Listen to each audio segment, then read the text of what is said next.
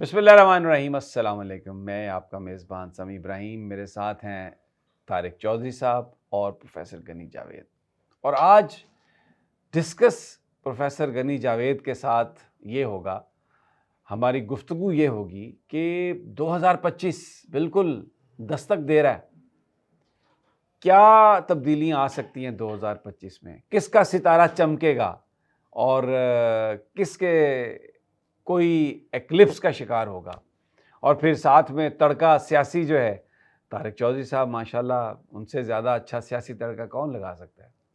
تو سب سے پہلے چودھری صاحب اگر آپ اجازت دیں تو جناب غنی جاوید صاحب، 2025 کیا سمجھتے ہیں آپ؟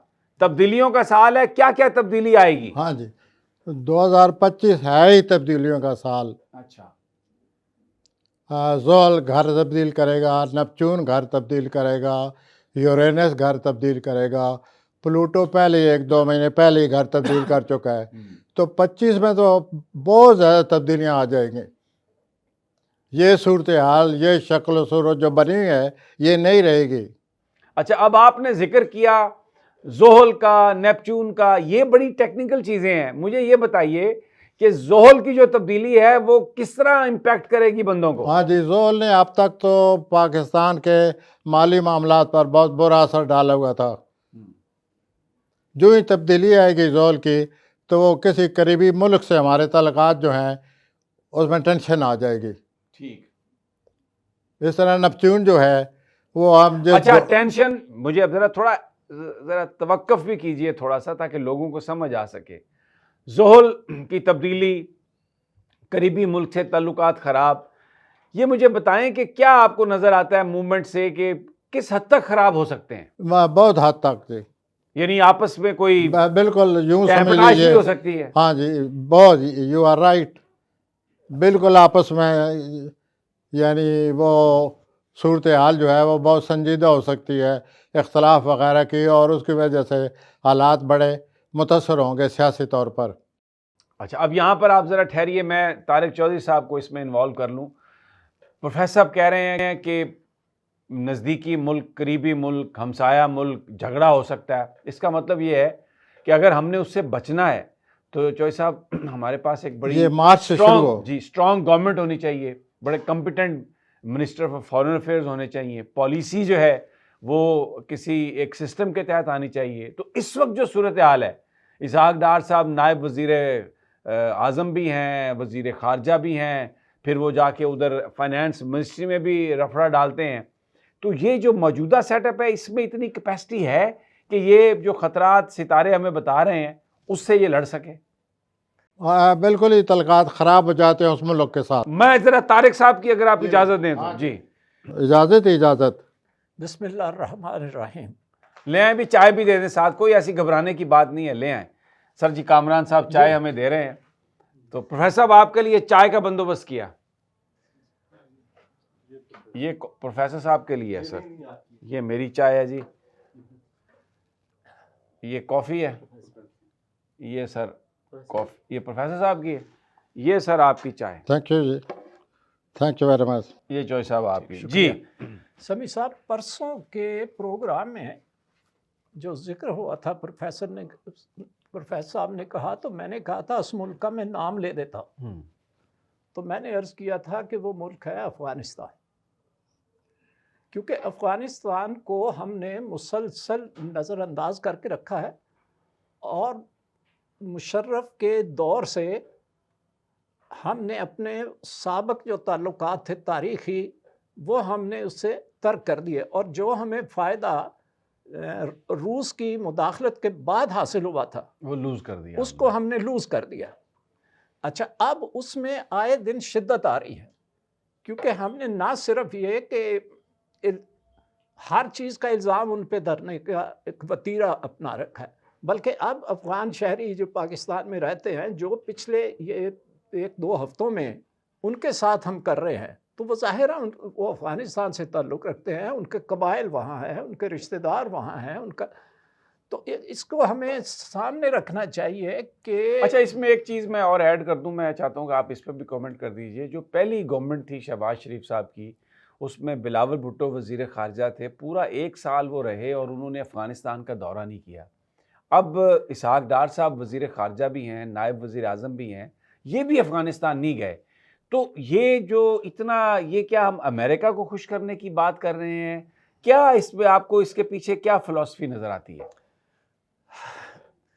جناب علی، یہ ان کا وتیرہ اب کا نہیں ہے۔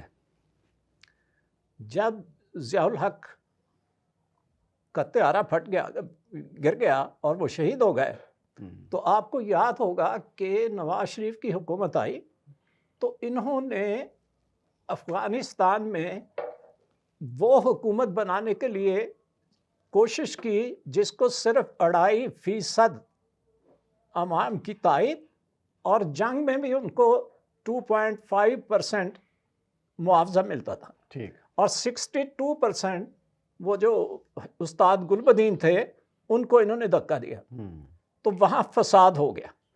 وہ فساد ہی امریکہ چاہ رہا تھا، وہ نہیں چاہ رہا تھا یہ افغانستان سٹیبل ہو اور یہ سینٹرل ایشیا، پاکستان، ایران، ترکی کا ایک اتحاد بنے۔ اس میں یہ ٹول ثابت ہوئے تھے، یہ اس وقت سے اب جاری تک ہے۔ وہی اپنا کام کر نہیں رہے جی، ہیں۔ اس میں شدت آ رہی ہے۔ استاد صاحب مجھے 1 منٹ اگر اجازت جی۔ دیں آپ بھی، یہ جو تبدیلی مارچ میں آ رہی ہے، اصل میں عمران صاحب کے حالات اس وقت خراب ہونے ہیں۔ اچھا، یہ جو تبدیلی مارچ میں آنے والی ہے، اصل میں عمران صاحب کے خلاف زول آ جائے گا، اور جب زول ایک خلاف آتا ہے تو انسان کی زندگی میں رکاوٹیں ڈالتا ہے، انسان کی زندگی میں طرح طرح کے مسائل پیدا ہوتے ہیں، طرح طرح کی پریشانیوں سے واسطہ پڑتا ہے۔ لیکن ہم نے پروفیسر صاحب، آپ کی بات صحیح ہے، جو ہم نے ٹریک دیکھا ہے، عمران خان کی پرفارمنس ہمیشہ کرائسس میں بہترین ہوتی ہے، بطور کپتان بھی بہترین رہی ہے، اور جب کوئی مشکل آتی ہے تو پھر وہ جو اندر سے عمران نکلتا ہے نا، وہ ایک بیسٹ اس کا مقابلہ That's کرنے fine۔ کی مجھے capacity تو رکھتا ہے۔ واقعات بتانے ہیں نا سر۔ جی جی جی بالکل۔ اب دیکھیے عمران صاحب کس طرح نپٹتے ہیں، وی وش ہم ویل۔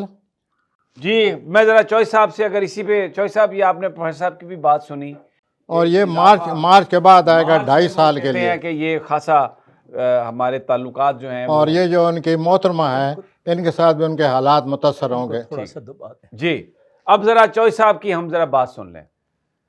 دیکھیں جی، پروفیسر صاحب کی پرسوں کی جو گفتگو تھی اس میں بھی یہ بات آئی تھی۔ اب میں اپنی سیاسی بات کرتا ہوں، مجھے ستاروں سے کوئی غرض نہیں کیونکہ میں ان کو جانتا نہیں۔ دیکھیے، یہ آج ہے 6 جی، 6 دسمبر۔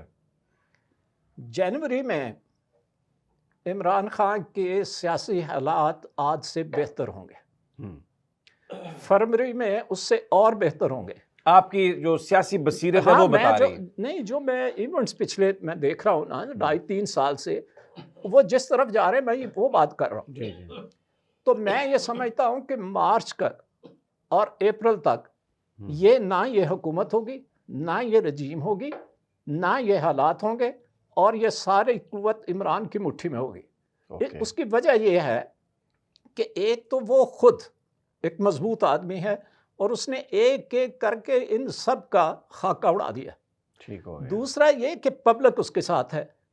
تیسری سب سے بڑی اور اہم وجہ ہے کہ دنیا کا کوئی بھی سیاسی لیڈر اتنا بڑا نہیں ہے کہ وہ ایک ہی دن میں دنیا کے 35 ملکوں میں اتنے بڑے بڑے احتجاجی اجتماع کروا دے، اتنے بڑے بڑے کہ جس کو کوئی نظر انداز نہ کر سکے۔ کوئی دنیا کا لیڈر ایسا نہیں ہے۔ تو دنیا ایک ایسا لیڈر جس کے پیچھے 90% طاقت ملک کے اندر ہے اور ملک کے باہر اس کے لیے ساری دنیا میں احتجاج ہو سکتا ہے، دنیا میں لوگ باہر نکل سکتے ہیں، اس کا کس طرح یہ خاکہ اڑا سکتے ہیں؟ یہ تو خود اس کے سامنے اڑتے نظر آئیں گے۔ ٹھیک ہو گیا، آپ کی سیاسی بصیرت یہ کہتی ہے۔